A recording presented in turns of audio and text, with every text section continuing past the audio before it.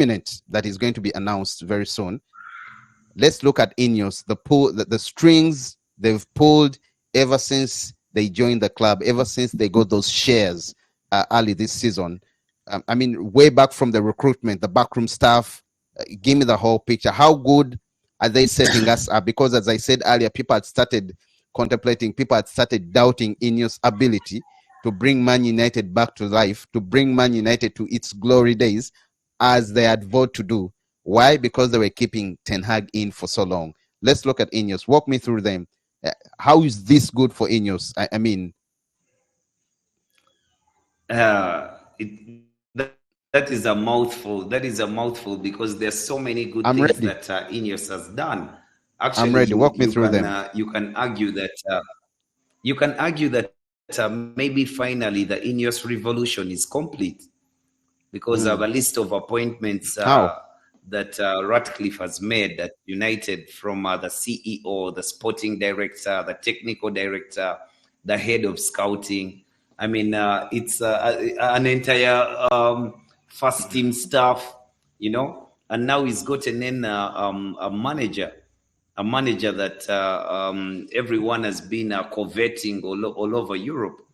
That makes for a very good reading about the intent of Ineos. But for me, I do believe that the fact that Ineos came to United, came to take over the football management of the side at United. Things are much, much better than they used to be before, and they will be much better for a very long time because these guys deliberate on the things they are doing to make sure that they have the best product on the pitch. You see, when you say that you've hired a CEO, when you say you want a CEO, and when Sir Dave Brailsford wanted a CEO, and he chose Omar Berrada in his mind to be the best in class, it didn't stop him to pick the guy from Man City. He went to Man City and brought the guy. Then he went and got Dan Ashworth from Newcastle, got Jason Wilcox from Southampton, got Christian Vivel as a recruitment director, and brought in Rene Hake and Ruud van Nistelrooy to support Eric Ten Hag. He brought in the corner kick guy, that fake guy. The set piece guy. Yeah, the fake guy, that set piece guy. He brought in a set piece guy who was not yet delivered. I don't know. Who do you think should be fired? I think that guy should be fired because he has not delivered. He has not done much for Man United on the set pieces. We are just fortunate that we have players like De Ligt who get on the end of things, and what's his name? Andreas deliver. Andreas Godison. I think Jorgensen or something. I don't even know. Yeah. And, Jorgensen. Then Andreas with the players, Jorgensen. Yeah, that is true. That is correct. Yeah, with the players, Ineos showed intent when we fought with Real Madrid for a player and we won. You know, Lenny Yoro at 18 years old, he was looked at as one of the best center backs at his age in Europe. But Real Madrid thought that they would get him, but Man United came in and scooped him. That was kudos to Ineos. Then they looked at the squad. When you see the recruitment that they did, they brought in these players who of an average age of, say, 22 or 23, just about there. And for all the positions that needed reinforcement, we at least tried to reinforce in this window. Then for me, that was building a foundation for United to be able to go into another summer and make much better and bigger signings. This was not the summer for us to make such signings, but at least we got in a bedrock of sorts that can help us going forward. Then we didn't stop there. Ineos went and fed the academy. We went to Guiders FC in Mali and brought in Seko Okone, an 18-year-old CDM who had a very promising tournament at the under-20 championships. Then we brought in Chido Obi Martin. He just scored a hat trick in 15 minutes a few days ago. Then the development of the other kid, Biancheri. Biancheri has been scoring goals for United in the academy for such a long time.